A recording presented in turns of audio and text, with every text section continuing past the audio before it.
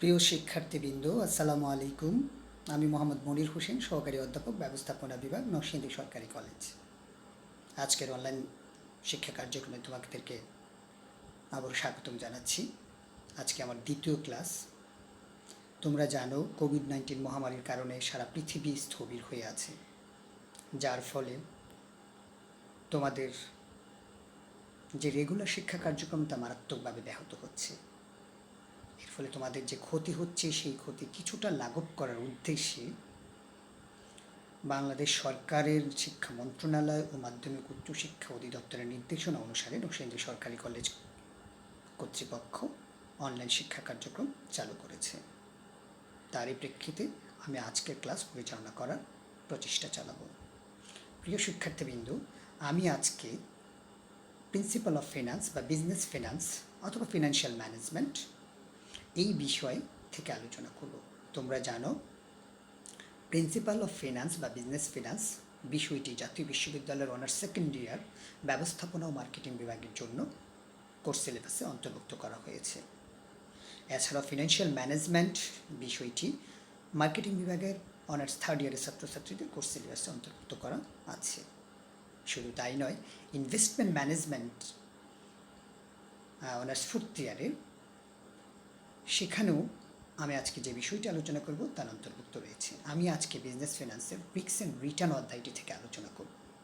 কারণ তোমরা জানো, ব্যবসা প্রতিষ্ঠানের জন্য আয় অত্যন্ত গুরুত্বপূর্ণ বিষয়। আর আয় করতে গেলে ঝুঁকি থাকবেই, কারণ আমরা ব্যবসার সংজ্ঞাই শিখেছি যে ঝুঁকি নিয়ে ব্যবসা শুরু করতে হয়। আর ঝুঁকি থাকে বলেই সেখানে আয় উপার্জিত হওয়ার সমূহ সম্ভাবনা থাকে। তো প্রিয় শিক্ষার্থীবৃন্দ, আমি আজকে রিস্ক অ্যান্ড রিটার্ন অধ্যায় থেকে তোমাদেরকে জানাতে চেষ্টা করব আয় কী, ঝুঁকি কী, তা কীভাবে আয় ও ঝুঁকি নিরূপণ করতে হয় এবং তাদের মধ্যে সম্পর্ক কী। শিক্ষার্থীবৃন্দ, যেহেতু এই অধ্যায়টি অনেক ব্যাপক ও বিস্তৃত,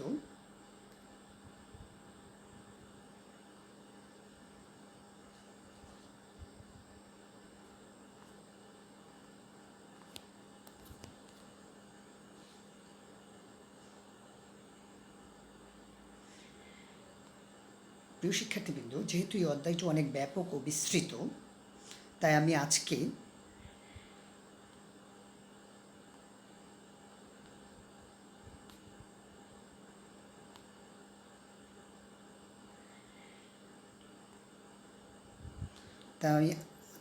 আজকে এই রিস্ক অ্যান্ড রিটার্নের মূলত দ্বিতীয় অংশ অর্থাৎ আয় সম্পর্কে আলোচনা করব। কেননা আগে আমাদের আয়টা জানতে হবে, আয়টা জানলে আমরা ওই আয়ের সাথে কী ধরনের ঝুঁকি সম্পৃক্ত থাকে সেটা জানবো, তারপর তাদের মধ্যে সম্পর্ক বিশ্লেষণ করব। তো শিক্ষার্থীবৃন্দ, চলো আমরা আজকে জানতে চেষ্টা করি আয় সম্পর্কে। আসলে একটা প্রতিষ্ঠানের আয় বলতে আমরা কী বুঝি? মূলত প্রতিষ্ঠান তার বিনিয়োজিত অর্থ থেকে যা ফেরতের প্রত্যাশা করে তাই হচ্ছে তার জন্য রিটার্ন বা আয়। আর প্রতিষ্ঠান বিনিয়োগ করেই থাকে মূলত রিটার্নের প্রত্যাশায়।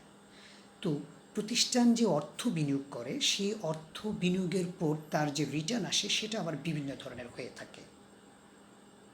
তবে আমরা আজকে মূলত 3 ধরনের রিটার্ন সম্পর্কে আলোচনা করব, যথা 1 নম্বরে হচ্ছে আয় বা মোট আয় বা টোটাল রিটার্ন বা অ্যানুয়াল রিটার্ন বা নমিনাল রিটার্নও বলা হয় থাকে।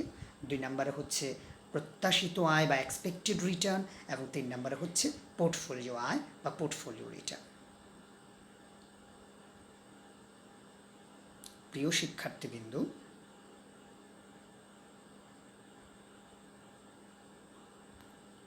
চলো দেখে নেওয়া যাক মোট আয় কি। কোনো নির্দিষ্ট বিনিয়োগ থেকে একটি নির্দিষ্ট সময়ে প্রাপ্ত মোট আয় এবং বিনিয়োগের বাজার মূল্যের পরিবর্তনের ফলে অর্জিত মূলধনী লাভের সমষ্টিকে উক্ত বিনিয়োগ হতে অর্জিত মোট আয় বলে। আবার খেয়াল করে দেখো, একটা প্রতিষ্ঠানে যে অর্থ বিনিয়োগ করা হয়, সে বিনিয়োগ থেকে সে নির্দিষ্ট সময় শেষে যে মুনাফা বা যে রিটার্ন পায় তা, এবং ওই বিনিয়োগের যে বাজার মূল্য হয় সেই বাজার মূল্যের মাধ্যমে ক্রয় মূল্য এবং বাজার মূল্যের যে ব্যবধান থাকে সেই ব্যবধানটাকে বলা হয় মূলধনী লাভ। সেই মূলধনী লাভ এবং ওই বিনিয়োগ থেকে অর্জিত মুনাফা দুইটার যোগফলকে বলা হয় কি মোট আয়।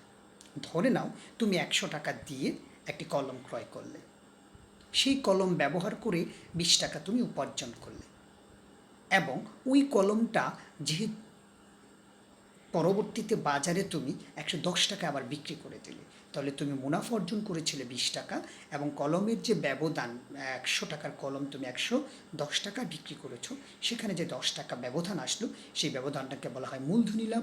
ওই মূলধনী লাভটা আর মুনাফাটা দুইটা যোগ করলে যেটা আসবে সেটাই হবে কি তোমার মোট আয়।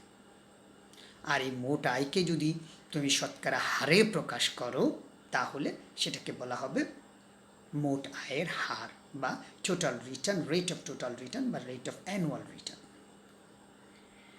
তো অ্যানুয়াল রিটার্ন নির্ণয় করার জন্য তুমি যে সূত্রটি ব্যবহার করবে সেটা নিতে খেয়াল করো। সেটা হচ্ছে, দেখো লেখা আছে annual return is equal to D1 plus P1 minus P0 divided by P0 into 100। এখানে D1 হচ্ছে ডিভিডেন্ড পার শেয়ার, অর্থাৎ তুমি যে শেয়ারে বিনিয়োগ করবে বা যে সিকিউরিটিতে বিনিয়োগ করবে সেখান থেকে কি পরিমাণ প্রতি বছর বা নির্দিষ্ট সময় শেষে লভ্যাংশ পাবে সেটা। P1 হচ্ছে বছর শেষে বা সময় শেষে ওই শেয়ারের মূল্যটা কী দাঁড়াবে সেটা এবং P0 বা P0 যেটাই বলি আমরা, P0 হচ্ছে ওই শেয়ারের বর্তমান মূল্য, অর্থাৎ যে মূল্যে তুমি ক্রয় করেছিলে। আমার মনে হয় তোমাদেরকে বোঝাতে পেরেছি যে মোট আয় কী। আবারও খেয়াল করো, মোট আয় হচ্ছে তাহলে নির্দিষ্ট বিনিয়োগ থেকে অর্জিত লভ্যাংশ প্লাস ওই বিনিয়োগের ক্রয় মূল্য এবং বাজার মূল্যের ব্যবধানের মাধ্যমে যে মূলধনী লাভ অর্জিত হয় তার যোগফল। এই যোগফলকে যদি আমরা বিনিয়োগের প্রারম্ভিক মূল্য দিয়ে ভাগ করে 100 দ্বারা গুণ করে দিই তাহলে মোট আয়ের হার নির্ণীত হবে। আমরা যদি একটা উদাহরণের মাধ্যমে ব্যাপারটা বুঝতে চাই তাহলে দেখো কি দাঁড়ায়।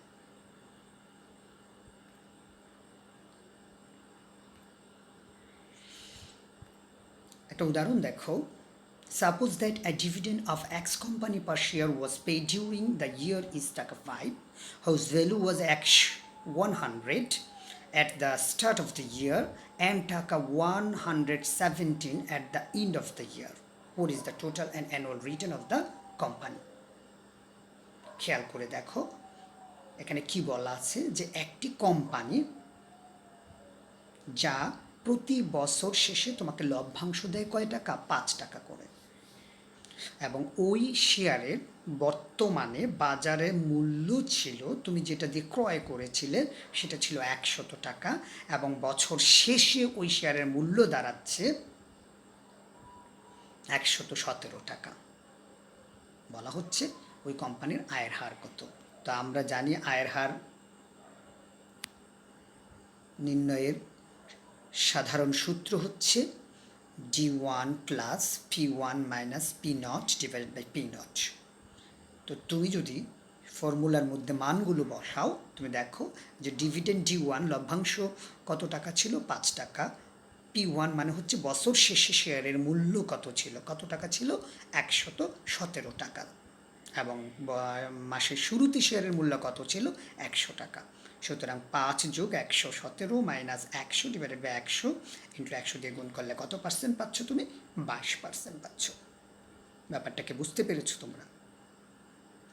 তো এরকম করে তুমি যদি আবার ধরে নাও যে লভ্যাংশ দিচ্ছে তারা 10 টাকা করে, শেয়ারের মূল্য ছিল কেনার সময় 200 টাকা এবং বছর শেষে সেটা যদি হয়ে যায় 250 টাকা, তাহলে লভ্যাংশ কত? করে ফেলতে পারো নিজেরা ফর্মুলা বসিয়ে। অর্থাৎ তোমাকে অঙ্কটা পড়ে জানতে হবে যে এখানে লভ্যাংশ কত পাওয়া যাচ্ছে, বছরের শুরুতে শেয়ারের মূল্য বা সিকিউরিটির মূল্য কত ছিল এবং বছরের শেষে ওই সিকিউরিটির মূল্য কত দাঁড়াচ্ছে। দুইটার মাধ্যমে তুমি যোগ এবং ভাগ করে তুমি অ্যানুয়াল রিটার্নের হার নির্ণয় করতে পারো।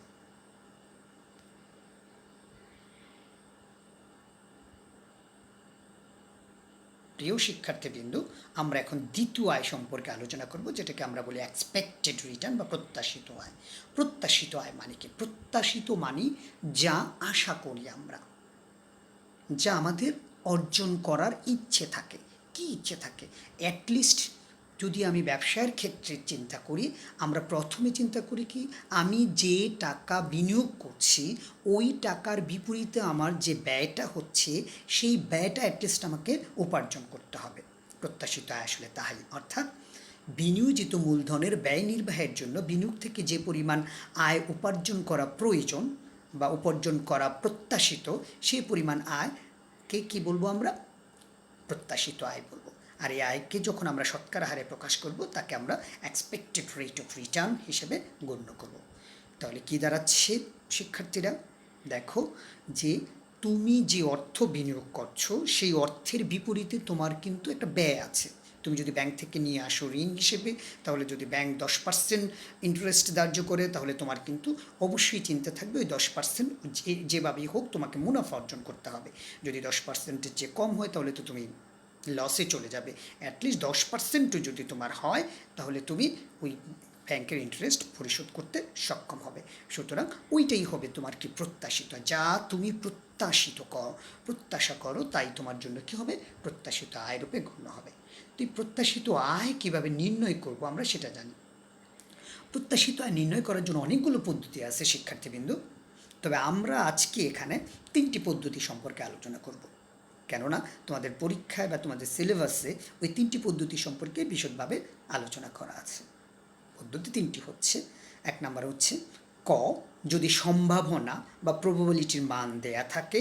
খ, যদি সম্ভাবনা বা প্রবাবিলিটির মান দেয়া প্রথমটা হবে সম্ভাবনা বা প্রবাবিলিটির মান দেয়া না থাকে, দ্বিতীয়টা হবে যদি প্রবাবিলিটি বা সম্ভাবনার মান দেয়া থাকে, এবং 3 নম্বর পদ্ধতিটা হচ্ছে CAPM বা ক্যাপিটাল অ্যাসেট প্রাইসিং মডেল পদ্ধতি। তো শিক্ষার্থীবৃন্দ, আমরা একটা একটা করে আলোচনা করি। প্রথমটা আলোচনা করি, যদি সম্ভাবনা প্রবাবিলিটির মান দেয়া থাকে। সম্ভাবনা মানে হচ্ছে তো জানোই যে একটা ঘটনা ঘটতেও পারে, নাও ঘটতে পারে। আমি যে আয়টা অর্জন করতে চাচ্ছি সেটা ঘটার সম্ভাবনা কতটুকু সেটা যদি উল্লেখ না থাকে, তাহলে আমরা এই পদ্ধতিতে এক্সপেক্টেড রিটার্ন বা প্রত্যাশিত আয় নির্ণয় করব। সূত্রটা হচ্ছে, এক্সপেক্টেড রিটার্নের সূত্র হচ্ছে তোমার return 1 plus return 2 plus return 3 plus return 4 dot dot dot dot dot, যত বছরের রিটার্ন দেওয়া থাকবে সবগুলো রিটার্ন যোগ করে তুমি ওই বছরের মোট বছরের সংখ্যা দিয়ে ভাগ করে দেবে। খেয়াল করে দেখো একটু ভালোভাবে।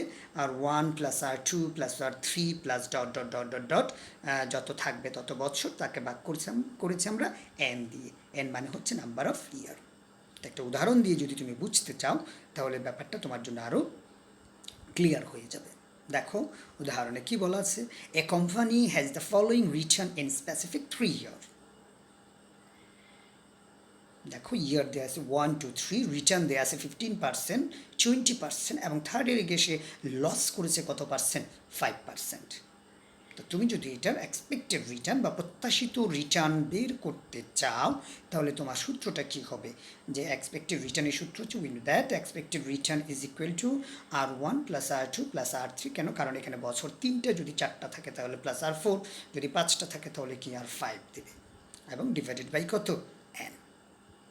দেখো 15% যোগ 20%, যেহেতু লস হয়েছে এই জন্য -5%, আমরা ভাগ করে দিয়েছি কত দিয়ে? 3 দিয়ে।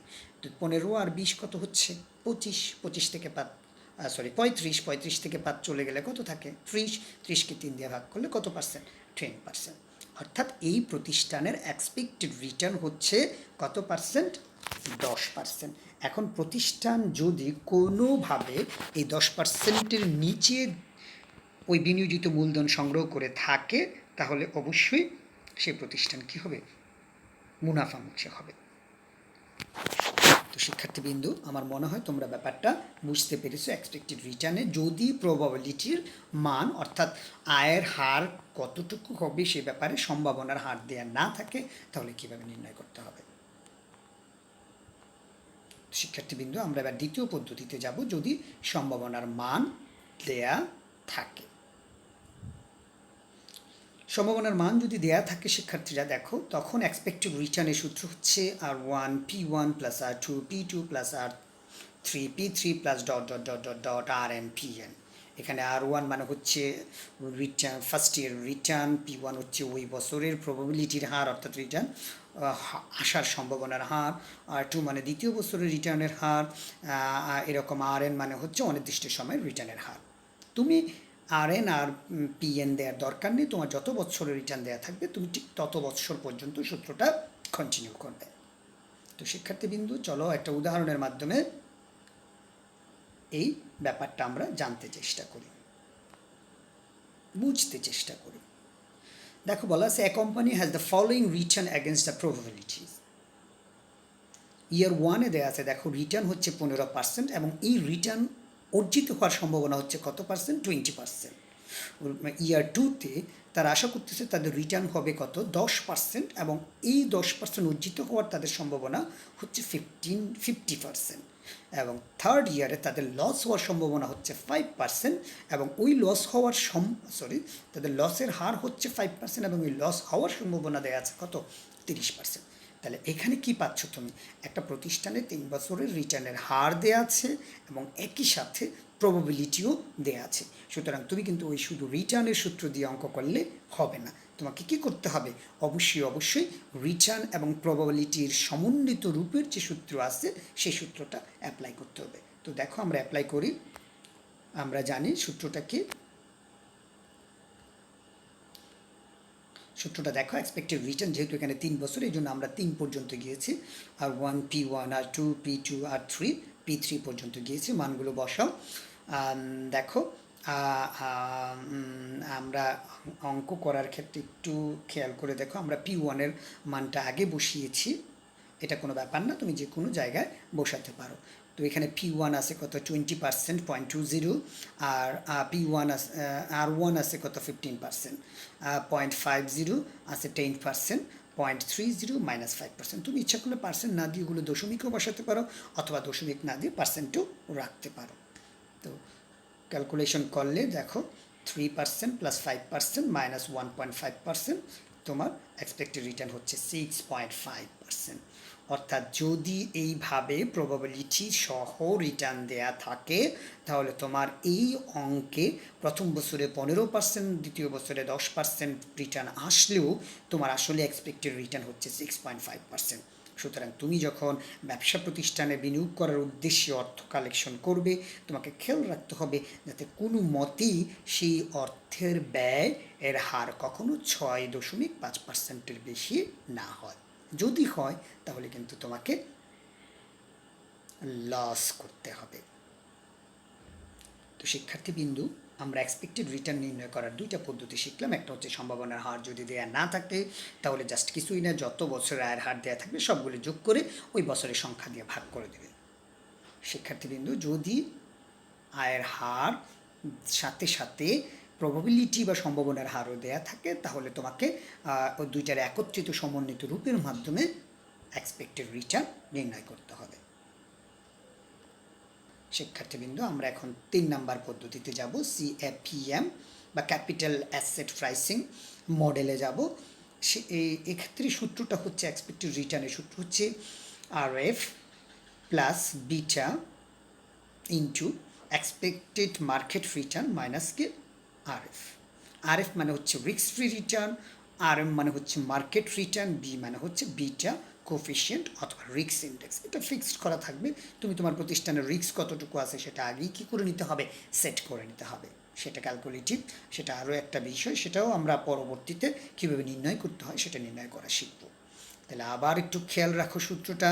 CAPM পদ্ধতিতে এক্সপেক্টেড রিটার্ন নির্ণয় করতে গেলে তোমাকে রিস্ক ফ্রি রেট অফ রিটার্নের সাথে মার্কেট রিটার্ন থেকে risk free rate of return বাদ দেওয়ার পরে তাকে বিটা বা রিস্ক ইন্ডেক্স দ্বারা গুণ করলে যেটা আসবে সেটা সমন্বিত রূপ দেখাতে হবে। একটা উদাহরণ দিয়ে চলো আমরা ব্যাপারটা বুঝতে চেষ্টা করি। দেখো লেখা আছে, as security has a risk free rate of return 7%, the expected market return 12%, the beta of that particular security has 0.80.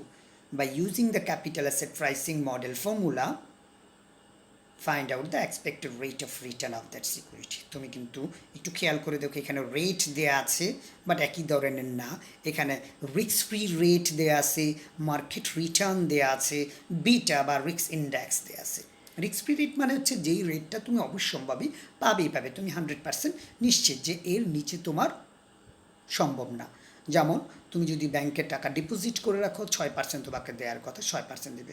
Bangladesh ব্যাংকের এখন ব্যাংক আর হচ্ছে 5%, সুতরাং এর নিচে তোমার আসলে আয় করার সম্ভাবনা থাকবে না। অর্থাৎ যে অর্থটা তোমার রিস্ক ফ্রি নিশ্চিতভাবে উপার্জন করার সম্ভাবনা থাকবে সেটি হবে রিস্ক ফ্রি রিটার্ন।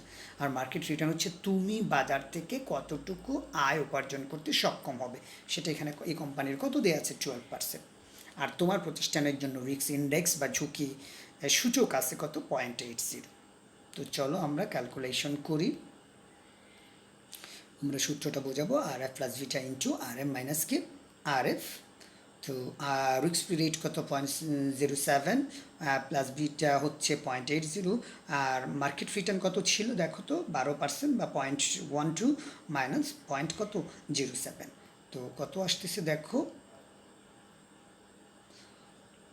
0.07 প্লাস ডিফারেন্সটা আসতেছে 0.12 থেকে 0.07 যদি বাদ দেয় 0.05, 0.05 ইন্টু 0.80 গুণ করো, পাচ্ছ কত, 0.04।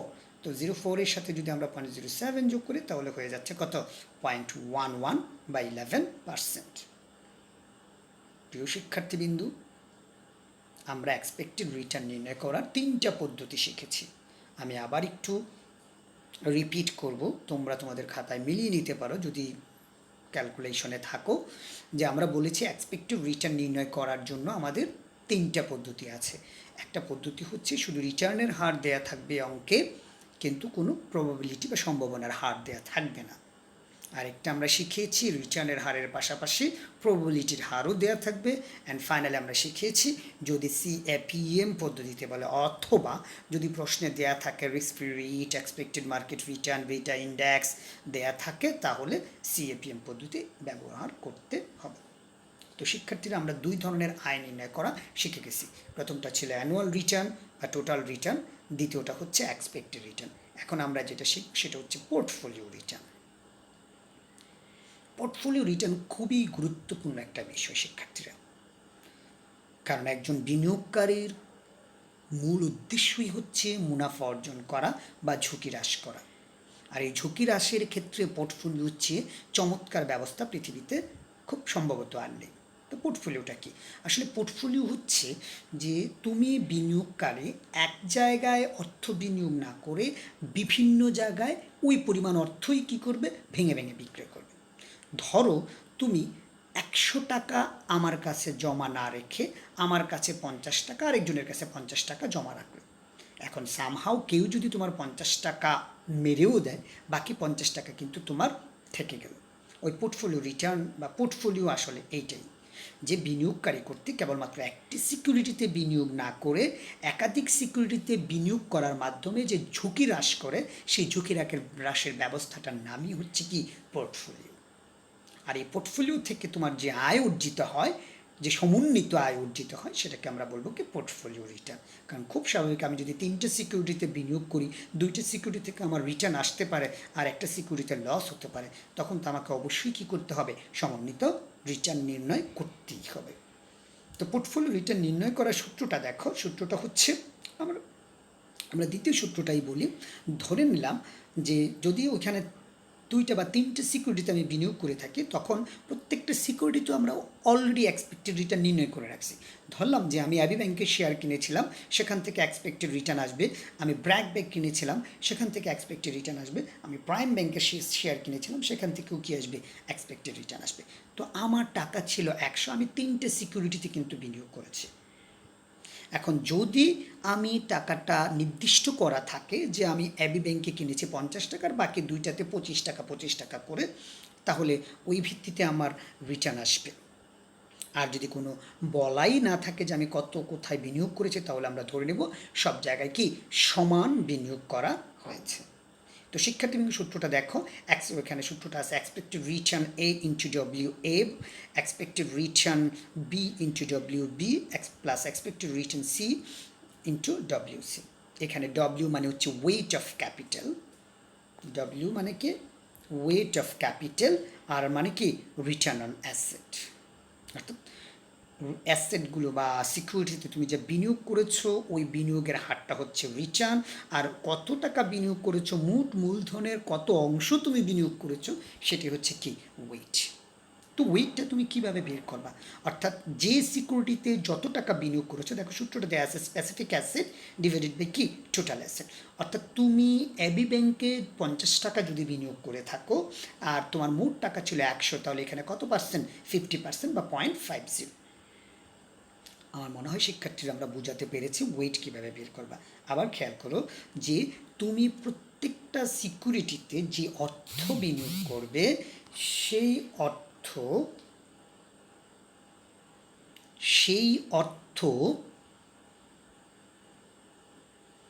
কে মোট অর্থ দিয়ে ভাগ করলে তুমি ওয়েটটা পেয়ে যাবে। চলো আমরা উদাহরণ দিয়ে দেখি। একটা উদাহরণ দেখো, অ্যাবিসি limited and asset management company has invested in two different assets X and Y along with the return earned last year।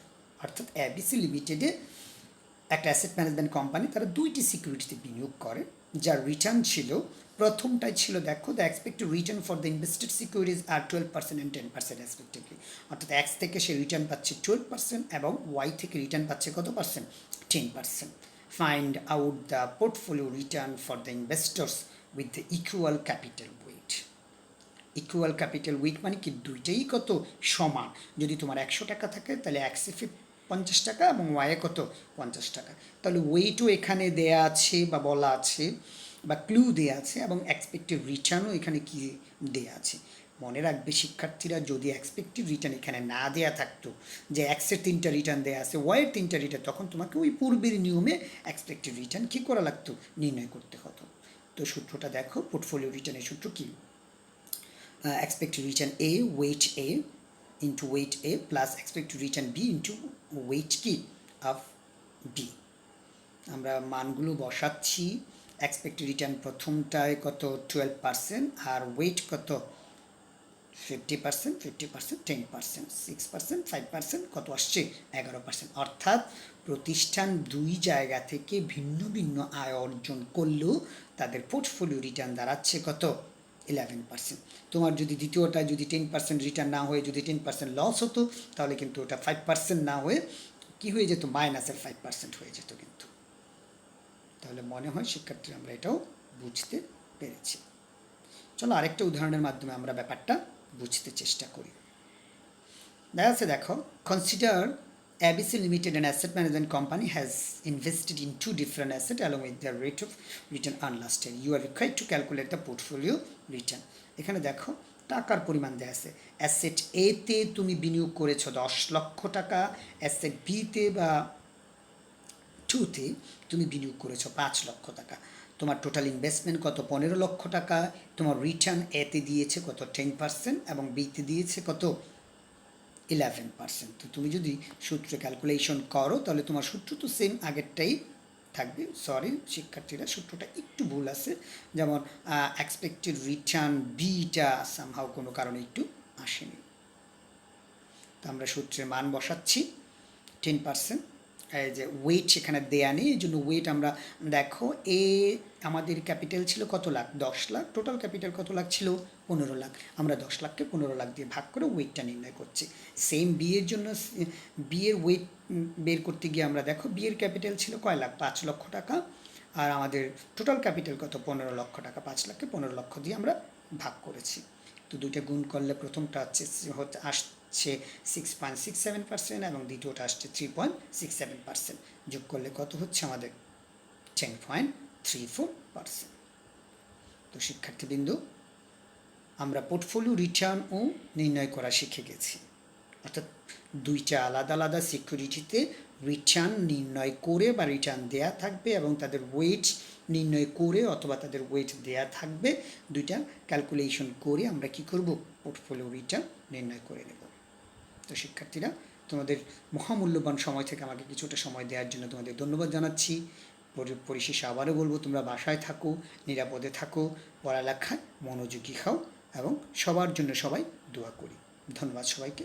আসসালামু আলাইকুম।